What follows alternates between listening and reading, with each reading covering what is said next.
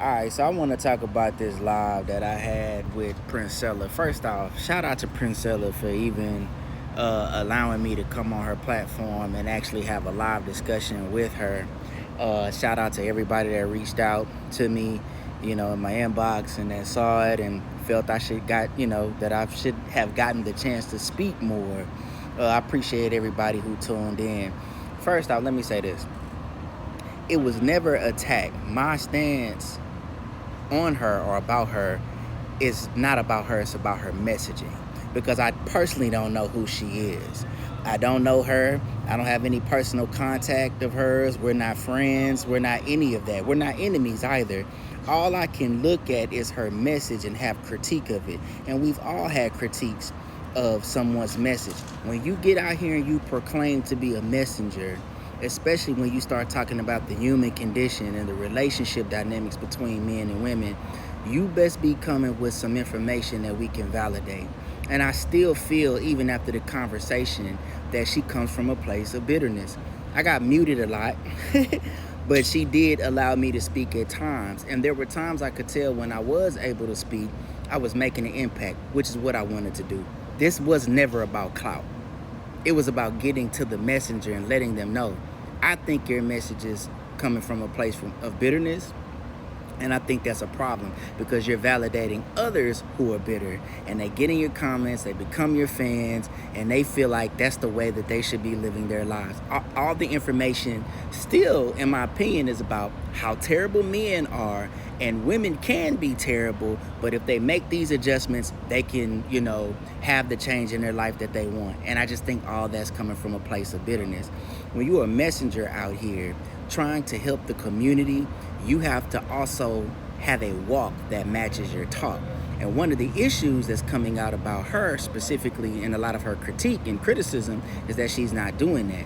Now, I'm not here to talk about that. I'm going to let those things find her out on their own. And they're happening. They're all out here in these internet streets, as they say.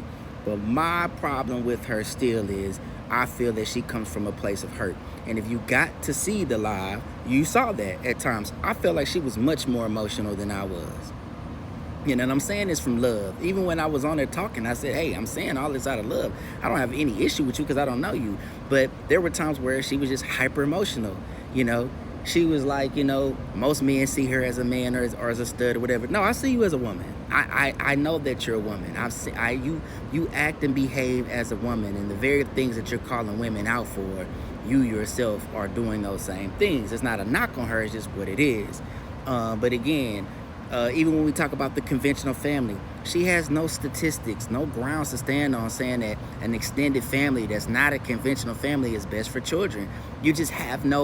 You have no example of that. You can't exemplify the things that you're saying. And that's my problem with all the relationship gurus. Anybody trying to talk about this relationship dynamic, conversation issue, whatever, when people talking about families, they can't exemplify the information. They get you to pay for stuff. They get you to pay for books. You join their communities. You do all of that. But at the end of the day, they cannot validate this information. And then their critics come out who know them personally, who have shared intimate time with them, and really, reveal that they're frauds. That's all it is. But again, I don't have no issue with her. And like I told her, I'm standing on business. I won't be making any content directed towards her at all because it's not about her.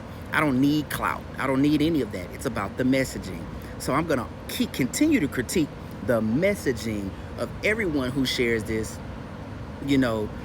message that's rooted in bitterness that isn't helping anyone. It isn't helping anybody, and it's validating how people feel from a place of bitterness, pain, and hurt. I could see the pain in her eyes. I'm just being honest. I could look right in her face and tell she hurt. I think all the criticism that's coming her way is bothering her. I don't think she likes it. I think that I think she had good intention and it just got distorted somewhere, and she's really much so bothered by that. But here's the issue, is because you have bitterness. That's not an attack on you, sister. It's just true. You haven't had good experiences with men. You're talking from that place. You don't have good experiences with women, and because you avoid a relationship, and so now you're having issues there. The only thing that can help you at this point is prayer. So man, y'all keep continuing to be involved in the conversation. Everything that I have going on here is for us. We're building a community here to have uncomfortable conversations that I feel will push society forward.